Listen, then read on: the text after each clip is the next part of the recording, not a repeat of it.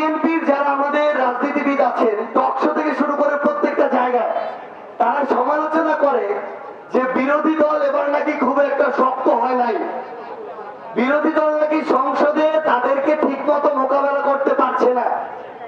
এবার আমরা যখন একটু প্রত্যেকটা জিনিস ধরে ধরে কোন ব্যক্তি কি করছে, কোন জায়গায় কে কি করছে, এটা একটু বিশ্লেষণ করা শুরু করলাম, বলা শুরু করলাম, তখন আবার তারা এটা হজম করতে পারতেছে না।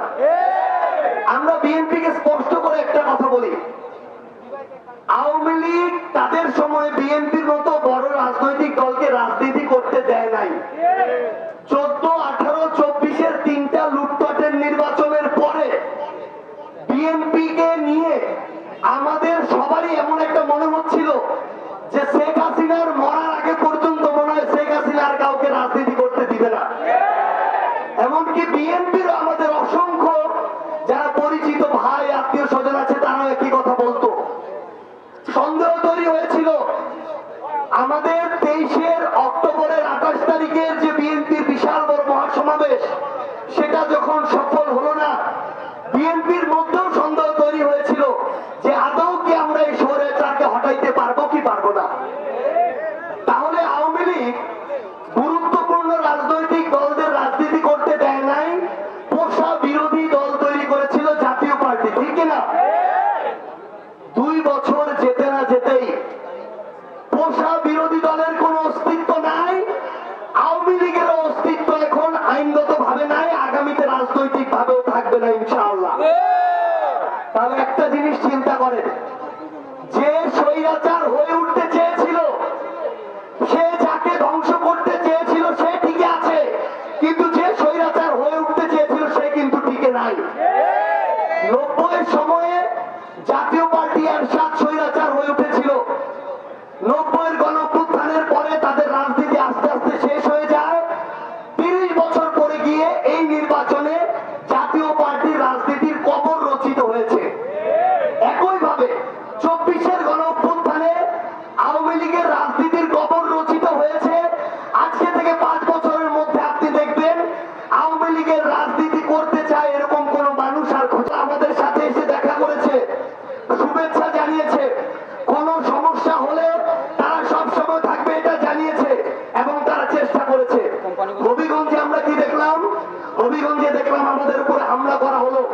নাসিরউদ্দিন পাটোয়ারি সমালোচনা করেছে, হয়তো কঠোর ভাষায় করেছে, কিন্তু আপনি এটা তো আশা করতে পারেন না সার্জিস আলমের সমালোচনার ভাষা যেটা হবে, নাসিরউদ্দিনের পাটোয়ারির ভাষা তো ওইটা হবে না।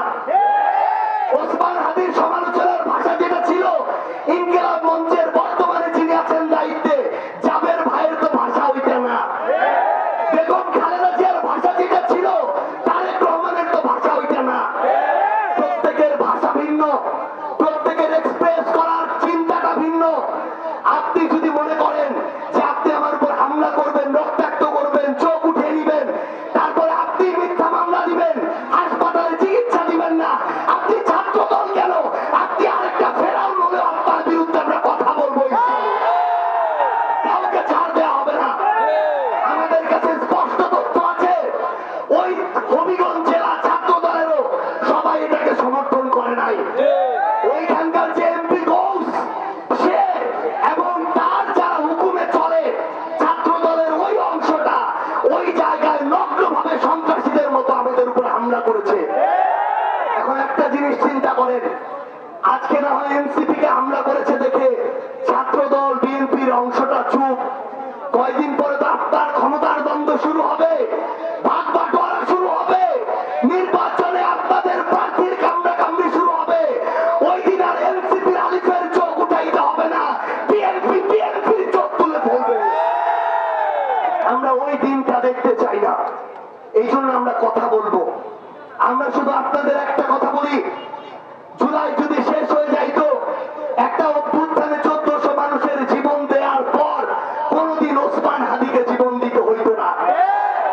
এখনো অনেক মানুষ আছে যারা সংসদে এমপি মন্ত্রী, তাদের মধ্যে ওই পুরনো বীজ আছে, যেই বীজ তাকে প্রতিনিয়ত স্বৈরাচার হওয়ার জন্য সর্বোচ্চ প্রণোদনা দেয় এবং সে সুযোগ পাইলে আরেকটা স্বৈরাচার হয়ে উঠবে। আমরা শুধু আপনাদেরকে একটা জিনিস